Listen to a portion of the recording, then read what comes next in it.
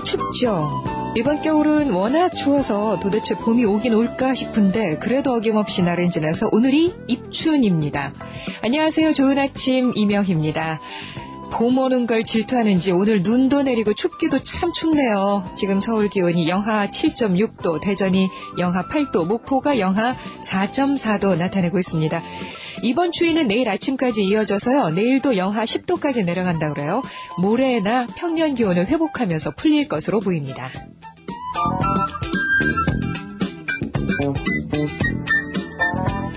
코스피 지수는 19.21포인트가 오른 1615.02에 장을 마쳤습니다. 그리고 코스닥 지수는 10.63포인트가 오른 515.32포인트에 장이 마감됐고요. 원달러 환율은 전날보다 10.9원이 급락한 1149원 기록했습니다. 미국 뉴욕 증시는 다우지수가 0.26% 하락한 1270.10을 기록했고요. 나스닥 지수가 0.06% 오른 2191.37, S&P 500 지수는 0.55% 하락한 1097.28을 기록했습니다.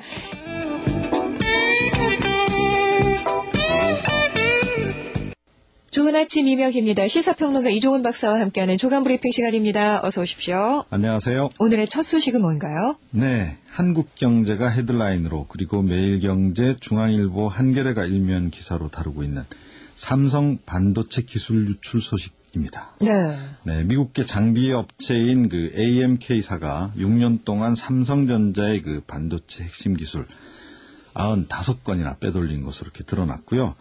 어제 서울 동부지검이 이중 13건을 하이닉스 반도체에 건넨 혐의로 그 AMK사 전 대표 광모 씨 그리고 이 회사 팀장을 비롯한 직원 7명 불구속 기소를 했습니다. 네. 또 이들로부터 기술을 건네받은 하이닉스 제조본부장 한모 전무 그리고 AMK사의 기술을 건넨 삼성전자 과장 남모 씨 구속 기소를 했고 또 두 회사 직원 7명 불구속 기소를 했다고 하고요. 네. 삼성전자 수석연구원으로 일하다 그 기술을 유출하고 AMK사로 옮겼다가 지금 미국에 도피 중인 남호 씨도 지명수배를 했습니다. 네. 자, 정부가 미국의 전시작전권 전환 시기를 재협상하자고 타진했죠? 네, 경향신문이 헤드라인으로 그리고 한국일보와 동아일보가 일면 기사로 다루고 있습니다. 이 커트 캠벨 미 국무부 동아태 차관보가 지금 한국을 방문 중인데요. 이용준 외교통상부 차관보가 이 캠벨 차관보하고 회담을 한 뒤에 이 전자권 전환 문제도 협의했고 이에 대해선 한미 양국 간 동일한 생각과 이해를 공유하고 있으며 특별히 다른 의견이 없다 이렇게 소개를 했습니다. 이 보수층과 이 군 원로 등이 사회 일각에서 제기되고 있는 이 전자권 전환에 따른 우려를 미국 측에 전달을 했다 이런 설명입니다. 네. 캠벨 차관보는 또 기자회견을 가졌는데 미국은 한국의 강력한 파트너 국가로서 우려를 진지하게 받아들이고 있다 이렇게 얘기를 했습니다. 자, 북한의 해안포 사격이 내부 권력 투쟁 때문이라는 기사도 눈에 띄던데요. 네, 중앙일보 헤드라인인데요. 이 군 고위 관계자가 북한군의 지난달 말 해안포 사격이 군부의 김정일 국방위원장에 대한 충성 경쟁에서 발생했을 가능성이 크다고 밝혔다고 합니다. 네.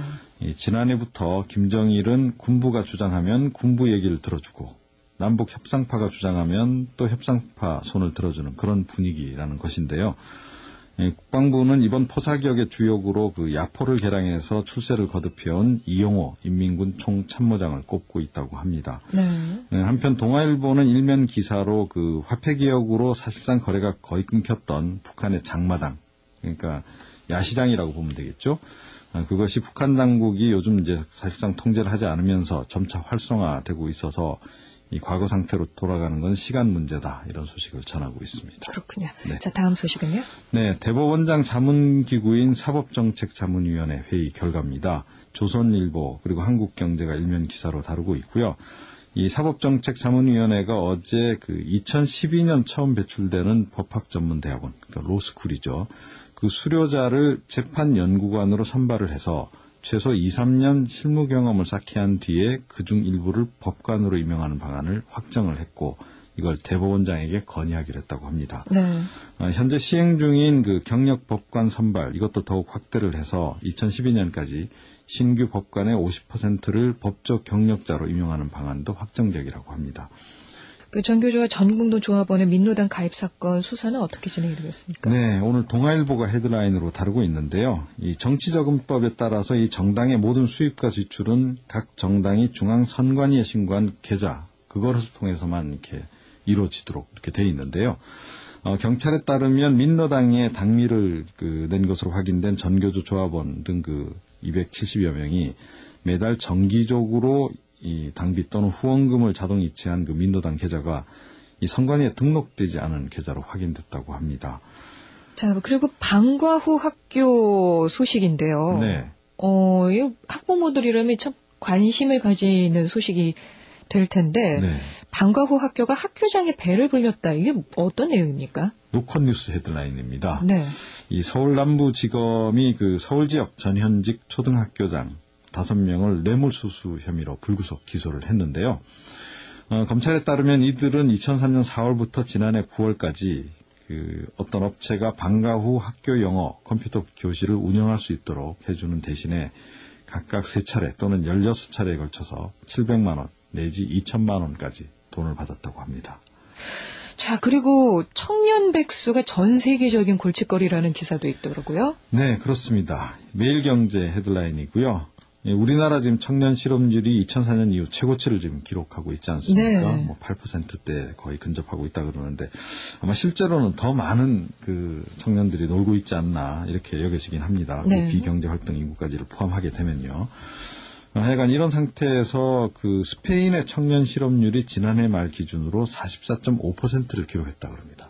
44.5%? 네, 그러니까 거의 절반가량이 놀고 있다는 뜻이죠. 네.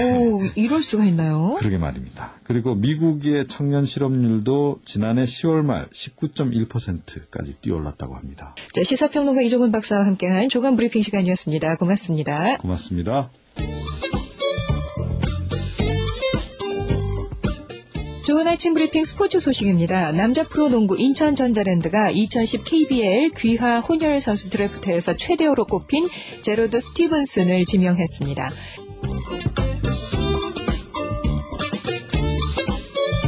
최근 미국 프로야구 샌프란시스코 자이언츠와 계약을 한 김병현 선수가 마이너리그 스프링캠프 시범 경기를 통해 컨디션을 끌어올릴 예정입니다. 지난 2년간 팀을 찾지 못해 무적 선수로 살았던 김병현 선수, 마이너리그 캠프에서 실전 감각을 되찾아서 연내에 꼭 빅리그에 입성했으면 좋겠네요. 피파가 어제 오후 2010년 2월 피파 랭킹을 발표했습니다. 우리나라는 지난해보다 3계단 순위가 상승한 49위 기록했고요. 월드컵 같은 주에 편성된 아르헨티나가 8위, 그리스와 나이지리아는 각각 12위와 15위에 올랐습니다.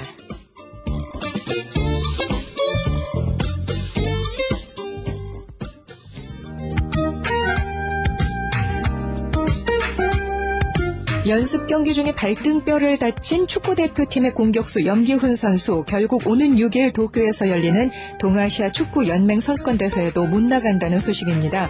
치료와 재활에 3개월 걸린다고 하는데요. 우리 축구 선수들에게 가장 무서운 거, 아르헨티나도 나이지리아도 아닌 부상 가능성인 것 같습니다. 앞으로의 평가전 염기훈 선수 빨끔히 나으시고 모든 선수들 다 열심히 뛰어야겠지만 부상 정말 조심하시기 바랍니다.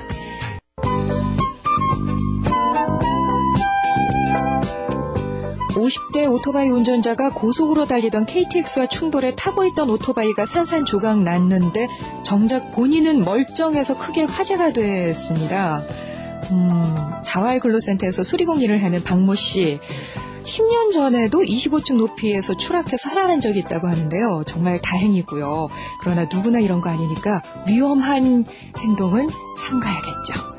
좋은 아침 이명희입니다. 목요일 아침 함께해 주셨습니다. 전 내일 아침 다시 올게요. 고맙습니다.